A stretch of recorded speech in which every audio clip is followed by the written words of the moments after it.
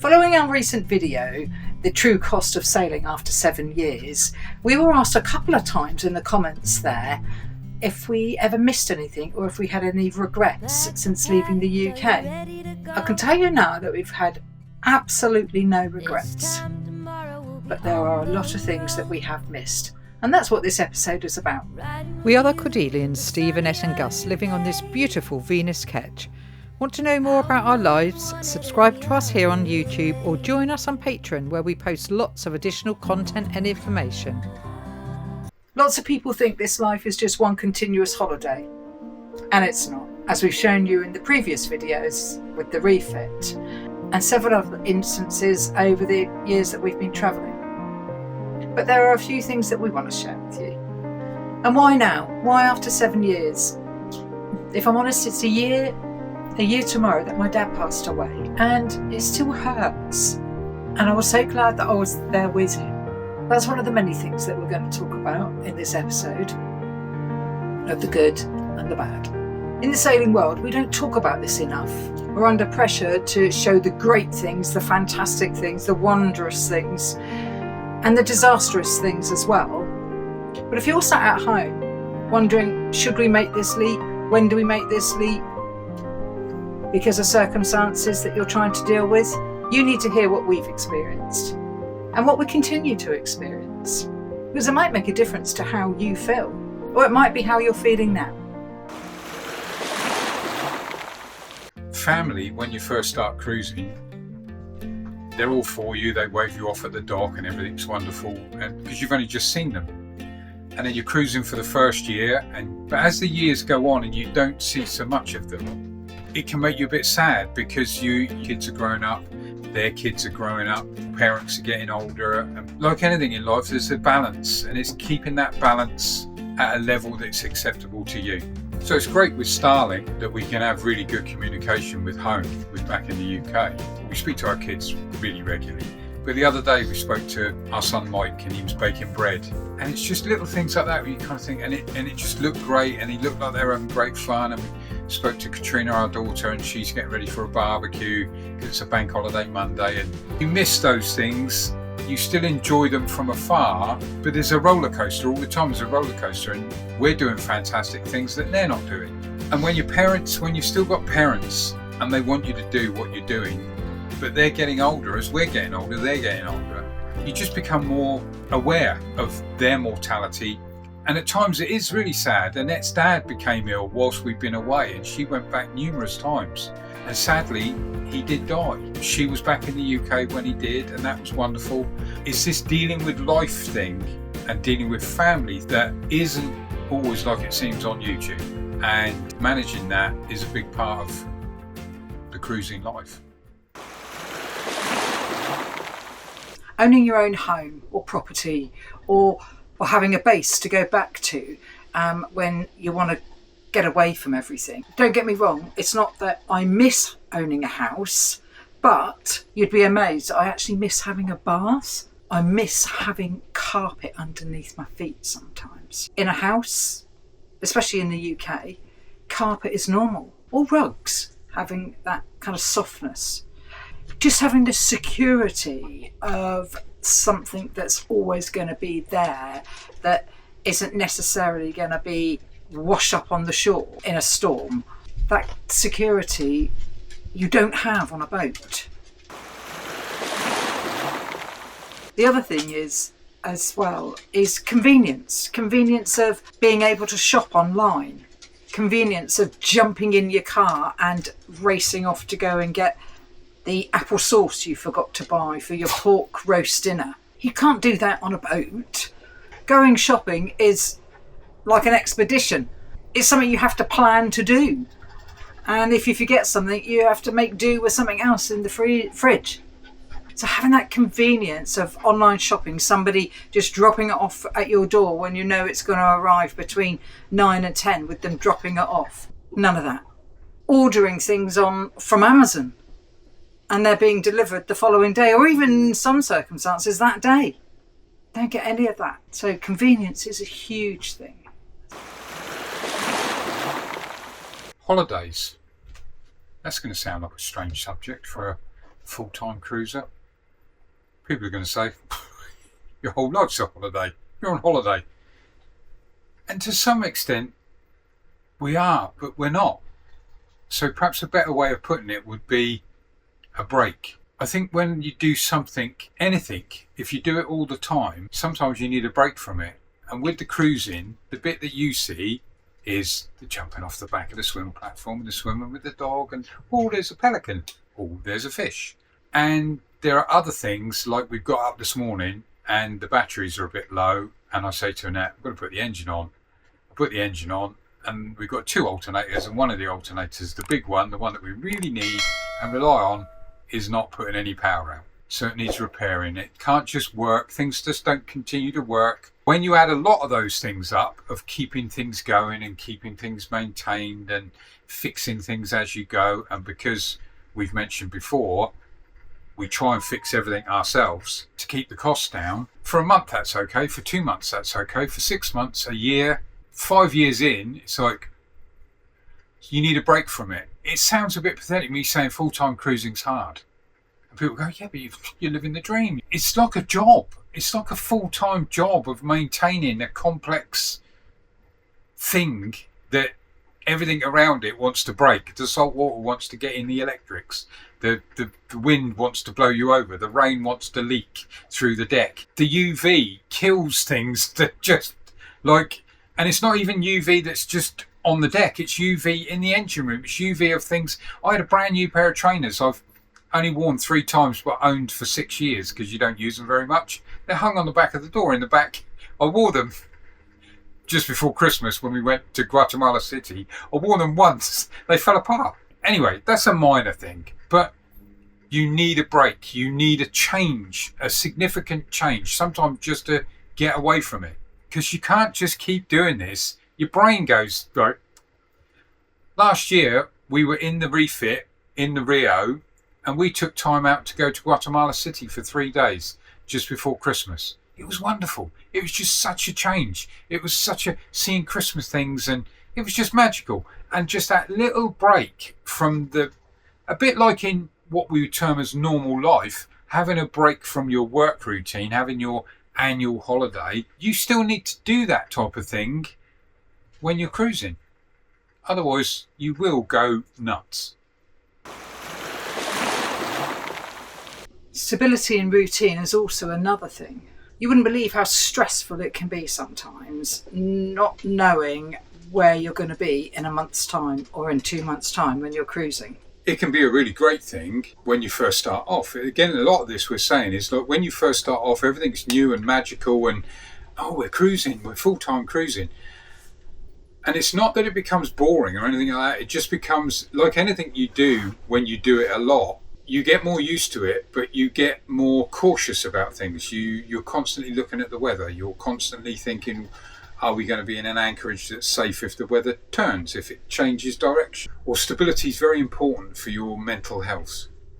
It's very easy to become a bit stressed about things. It's like the stability of actually having a job as well, which sounds strange, but giving up work is so liberating because you wake up knowing you haven't got to go to work. It's absolutely great. When you let the lines first go, you start this huge big adventure. That feeling of knowing you haven't got to go to work is just wonderful. Yeah, having a job gives you routine to a day, to a week, and sometimes that can be quite difficult. I'm lucky because I do still work remotely. But Steve doesn't. So every day to him is a Sunday. It's not to me. I still have to keep some form of order to my week. Not every day, but to my week.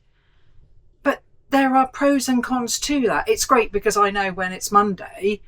Every day's a Sunday to me, which sounds great, but it's not.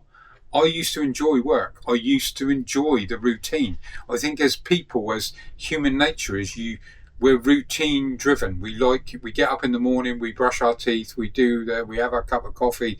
You have a routine, and that routine makes you feel safe, and that makes you feel comfortable, and you need a routine on the boat. Things need to be put away in the right place. I'm the world's worst for not putting things back. Definitely. The other thing with the routine and with the work is that often you're doing that because you have a goal in mind, wouldn't you say? So you're working for a holiday. You're working because you want a new bathroom. You're working because you want to move. You want a bigger house. When you're living on a boat, unless you have an income, a working income coming in, and your goal is that you want to move from a monohull to a cat, so you need a lot more work, then that goal's not there.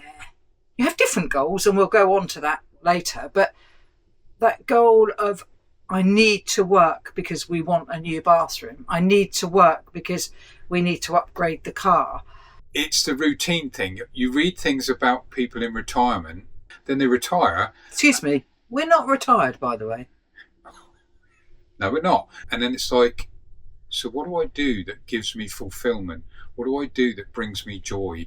And it's not just today's joy, it's got to have some longevity to it. It's when we were in Grenada, Annette volunteered to help teach local kids how to swim. It was a bit chaotic, but it's just getting involved in something. I get involved in helping other cruisers. If there's a problem, you kind of think, well, I know how to do that, or I've got the tools to do that. I even can lend you the tool. You need a purpose in your life. You can't just go, oh yeah, we're sailing. You will go, I know we've said the word before, you will go nuts. Sometimes it's nice to have a routine and purpose. Living together in a very confined small space is also, or can be, difficult. Extremely. I don't know why I'm laughing, because it's not funny. There's nowhere to hide. No, there's not. There isn't. I mean, obviously you can go outside. Sometimes you need a break from each other. You just need a little bit of me time, or a little bit of... And it's a lot easier when you're in a marina. I was able to take time out. I did go off and do things because we were doing the refit. There were certain times that I needed to be out of the boat because I couldn't stay on the boat. So it was a lot easier when we were in a marina. I was able to go off and do things. Not quite so easy for Steve. But yeah, I know, but that was in the refit. But in general cruising life, when you're not in a marina, it can be quite tough.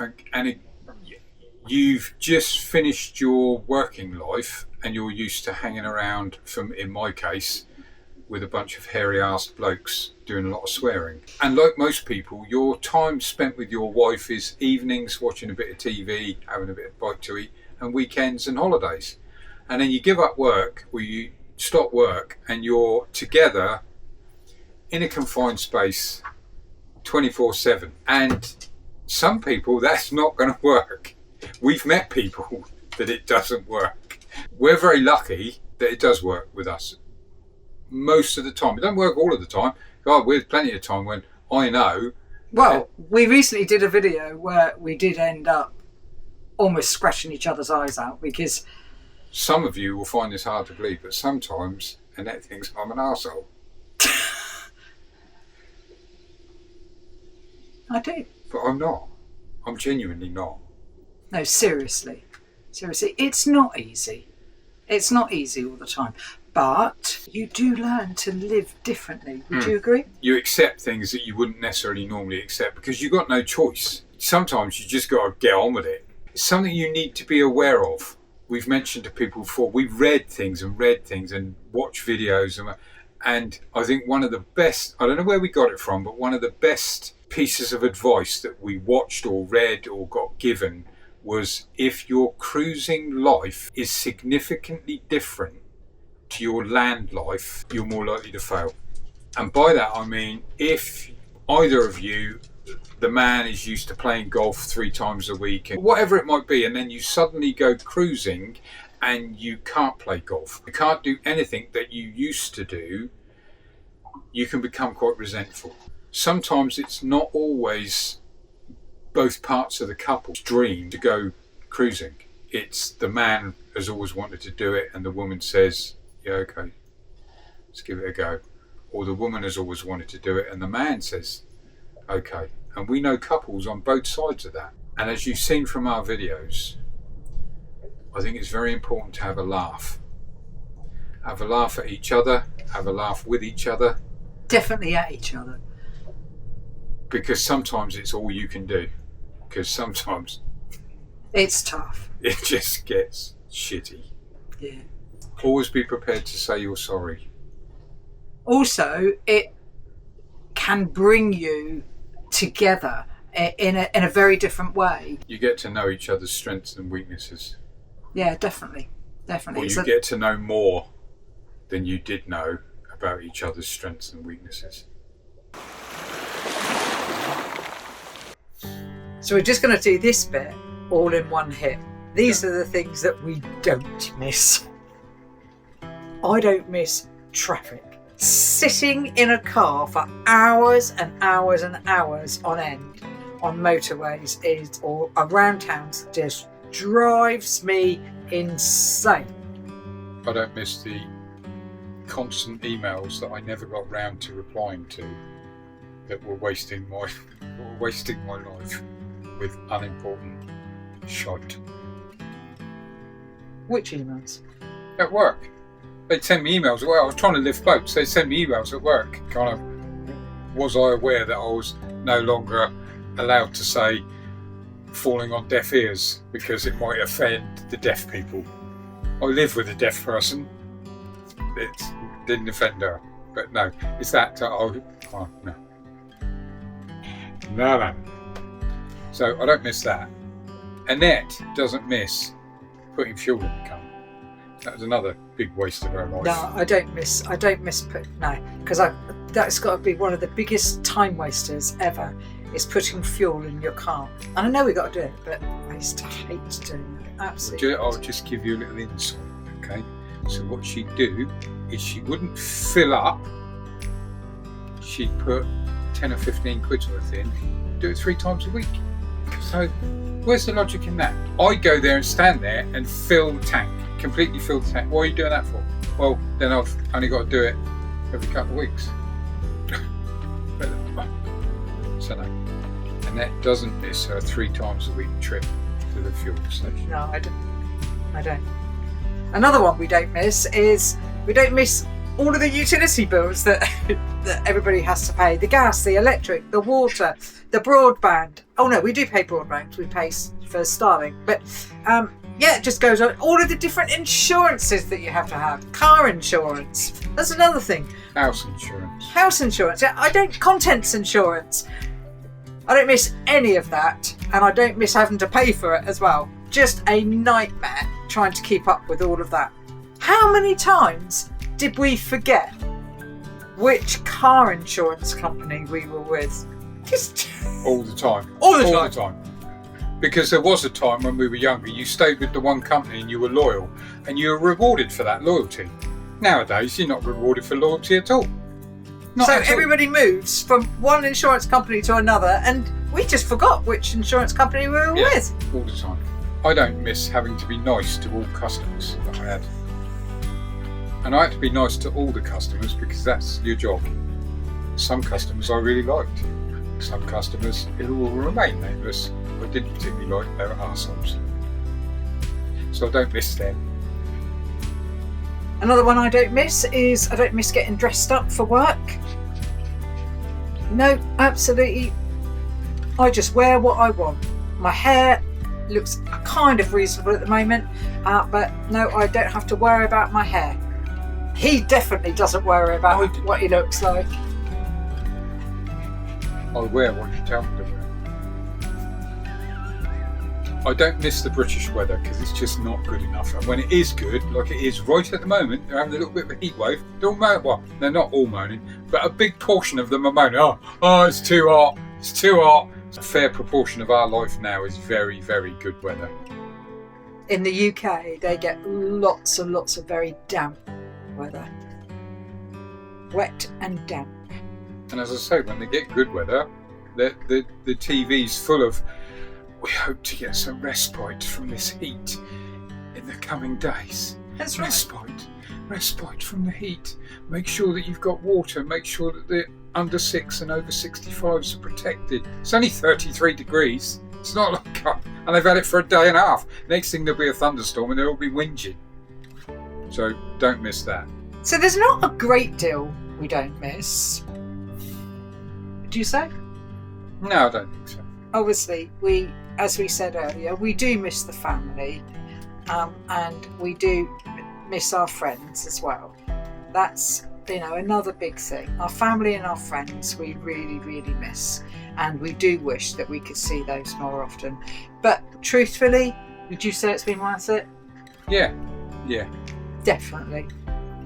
And with Starlink, most days we do speak to all of our children, and some of our grandchildren and our parents, nearly every day. What's the point of what we've just said? It's variety, isn't it? It's you're always going to miss things, and then when you've got those things, you miss other things.